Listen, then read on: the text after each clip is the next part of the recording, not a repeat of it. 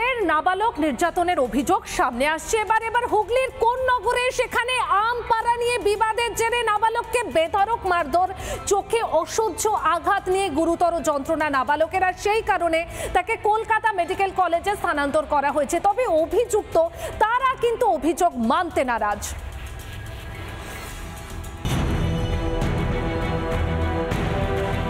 নাবালককে বেধড়ক মারধরের অভিযোগ, গাছ থেকে আম চুরির অভিযোগে মারধর, জানিয়ে চাঞ্চল্য হুগলির কোন নগরে। সেই যে আম গাছের বিরুদ্ধে যেটা অভিযোগ হয়েছিল যে এই আম গাছ থেকেই, আম পাশ থেকেই নাকি তাদেরকে মারধর করা হয়েছে। এই যে তার বাড়ি থেকে কিছুটা দূরে হচ্ছে একটি রোড রয়েছে, সেই এখানটায় কিন্তু ভিড় হয়েছিল, সেখানেই পড়েছিল যে নাবালক ছিল। এখান থেকে তাকে উদ্ধার করে স্থানীয়রা হাসপাতালে নিয়ে যায়। প্রাথমিক চিকিৎসা হলেও চোখে অসহ্য যন্ত্রণা, বাড়িতে থাকতে পারছে না নাবালক। এবার তাকে কলকাতায় স্থানান্তর করা হয়েছে। ছেলেটাকে মেরে গাছে দিয়ে ওই ছেলেটাকে মারলো, ওই ছেলেটা পালিয়ে গেছে, আর আমার ছেলে পড়ে গেছে। ওকে দেখে সড়ক বাড়িয়ার দিয়ে ওকে মেরেছে, মেরে ওকে হাড় ভেঙে দিয়েছে, এখানে ভেঙে দিয়েছে, মাথায় এখানে চোট লেগেছে, ওর রক্ত জামিয়ে দিয়েছে। সেই আম গাছের পিছনেই কিন্তু রয়েছে একটি পাঁচিল।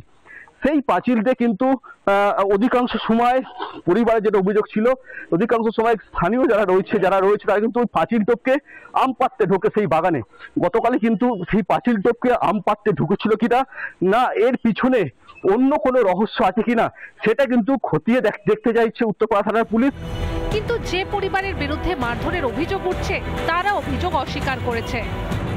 বড়বাবু ইনভেস্টিগেট করেছে পুরো, আমাদের সব ফটো তুলিয়ে দিয়ে ওর কাছে দেখিয়েছে, এরা মেরেছি কি বলছে না, যদি এরা না মেরে থাকে তাহলে ওখানে গেছিস। আর তিনজনের অবস্থা দেখলো আমাদের, দিয়ে মারতেই পারে না। এখন প্রশ্ন, তাহলে নাবালককে এমন অমানবিকভাবে মারল? ঘটনায় উঠে আসছে একটি টোটো চালকের নামও। কে সেই টোটো চালক? অভিযুক্ত পরিবারের হয়ে কেনই বা সে মারধর করলো? হুগলি থেকে সুজিত গৌড়ের রিপোর্ট, রিপাবলিক বাংলা। কেষ্ট কাজল দ্বন্দ্ব থামার কিন্তু নামই নেই বীরভূমে। কারণ আমরা দিন তিনেক আগেই দেখেছিলাম যে অনুব্রত ঘনিষ্ঠ বেশ কিছু নেতা তারা কাজল শেখের সঙ্গে দেখা করেছিল। এরপরেই কিন্তু অনুব্রত ঘনিষ্ঠ তারা কিন্তু তোপ দাগতে শুরু করেন কাজল শেখকে। আর থেমে থাকেননি কাজল অনুগামীরাও, তারা পাল্টা তোপ দাগেন। অর্থাৎ বুঝতেই পারছেন তো, বীরভূমে একদম তুঙ্গে রাজনৈতিক উত্তেজনা। সাইটা ব্লকে কোনো উন্নয়ন নাই, কোনো পরিষেবা নাই জেলা পরিষদের, কিন্তু একটা পঞ্চায়েতের উপপ্রধানকে কাছে ডেকে এনে সুরসুরি দিচ্ছে। পদ গিয়েছে ভাইরাল অডিও কাণ্ডে ব্যাকফুটে। অনুব্রত প্যাচে পড়তেই শিবির বদল শুরু হয় বীরভূমের তৃণমূলের সংসারে। দিন তিনেক আগেই অনুব্রত বিরোধী বলে পরিচিত কাজল শেখের সঙ্গে দেখা করেন তৃণমূলের নেতা কর্মীদের একাংশ। সেদিন অনুব্রতকে জানিয়ে সমস্যার সমাধান হয়নি বলেও দাবি করেছিলেন বনগ্রাম পঞ্চায়েতের উপপ্রধান। কেষ্টদার অনুগামী ছিলাম আমরা। বিগত এক মাস থেকে পঞ্চায়েতের সাংগঠনিক বা প্রশাসনিক কাজকর্ম নিয়ে কেষ্টদার কাছে বারবার গেছি আমরা বনগ্রাম অঞ্চলের পক্ষ হইতে, কিন্তু আমরা বারবার যেও কোনো কাজে সুরা হয়নি বা আমরা অপদস্থ হয়েছি।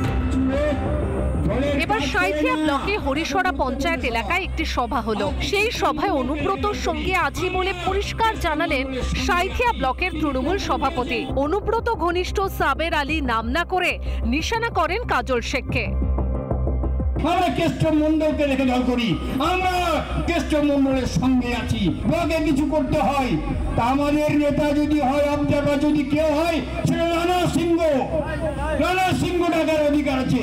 রানা সিংহ ডেকে নিয়ে গিয়ে আলোচনা করতে পারে, কিন্তু সভাপতি করতে পারে না, তার বাড়িতে বসতে পারে না। নটপট ছানিয়ে এই নোংরামি করেছে। সভাধিপতি জেলা পরিষদে মিটিং না করে বাড়িতে মিটিং করছেন বনগ্রাম পঞ্চায়েতের একাংশের সঙ্গে। জেলা পরিষদ গ্রামে কোনো কাজ করে না, এমনটাই দাবি করছেন সাবের আলী, যা নিয়ে রাজনীতি তুঙ্গে উঠেছে। ছাগলে কিনা বলে পাগলে কিনা খায়, সেই পোলাপি মনে হয় করছে।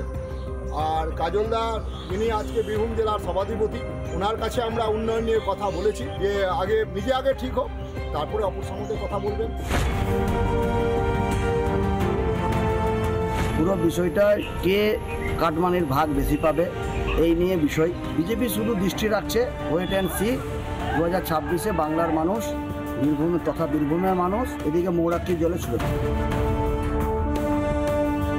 কাজল শেখ বনগ্রাম পঞ্চায়েতের উপপ্রধান সহ একাংশের সাথে মিটিং, যা নিয়েই কিন্তু রাজনীতি সরগরম, তৃণমূলের গোষ্ঠীদ্বন্দ্ব প্রকাশ্যে আসছে অনুব্রত ও কাজলের অনুগামীদের মধ্যে। বীরভূম থেকে মনোরঞ্জন চট্টোপাধ্যায়, রিপাবলিক বাংলা। নানা ধরনের কন্টেন্ট দেখার জন্য লাইক করুন, শেয়ার করুন আমাদের ফেসবুক পেজ, সাবস্ক্রাইব করুন আমাদের ইউটিউব চ্যানেল। পাশাপাশি অন্যান্য ব্রেকিং নিউজের জন্য অবশ্যই চোখ রাখুন রিপাবলিক বাংলায়।